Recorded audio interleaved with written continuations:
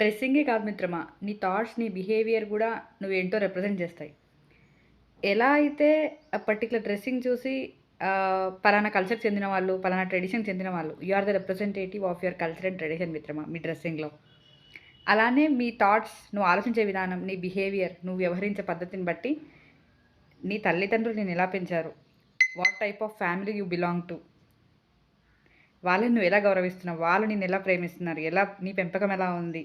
అనేది చూసి చెప్పగలుగుతారు. నీ బిహేవియర్‌ని, నీ థాట్స్‌ని, నీ డ్రెస్సింగ్‌ని. కదా! ఒకరిని నువ్వు ఇంపాక్ట్ చేస్తున్నావు. ఒకరిని నువ్వు ఇన్‌ఫ్లుయెన్స్ చేస్తున్నావు. అది బయట వాళ్ళనైనా, ఇంట్లో వాళ్ళనైనా. The way you dress, the way you speak, the way you behave. ఇవి దృష్టిలో పెట్టుకొని వ్యవహరించండి అంతే. Your dressing is your choice definitely. But it is creating an impact. It is influencing some other. So, ఎలాంటి ఇంపాక్ట్ క్రియేట్ చేద్దామనుకుంటున్నావు? ఎలా influence చేద్దామనుకుంటున్నావు అనేది నీ చాయిస్. కదా! ఆలోచించండి. ఎట్లా ఆలోచిస్తున్నావు? నీ బిహేవియర్ ఎలా ఉంది? అది కూడా చూసుకోండి. అది వేరే వాళ్ళ పైన ఎలా ఇంపాక్ట్ చూపిస్తుంది? సేమ్ ఇంపాక్ట్ నీ పైన, నీ ఫ్యామిలీ పైన ఉంటే, నీ బిహేవియర్ ఏంటి? నీ ఆలోచన ఏంటి అప్పుడు?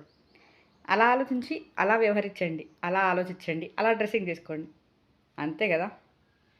అది ఎవరైనా. Girl or boy, men or women, anyone. మీ థాట్స్, నీ బిహేవియర్, నీ డ్రెస్సింగ్ అనేది నిన్ను రిప్రజెంట్ చేస్తుంది. నీ ఫ్యామిలీని రిప్రజెంట్ చేస్తుంది. నీ కంట్రీని రిప్రజెంట్ చేస్తుంది. So, please think before you step. వెళ్ళొస్తాను. మీ అలుపెరగని బాటసారి. Please do subscribe to our channel అలుపెరగని బాటసారి.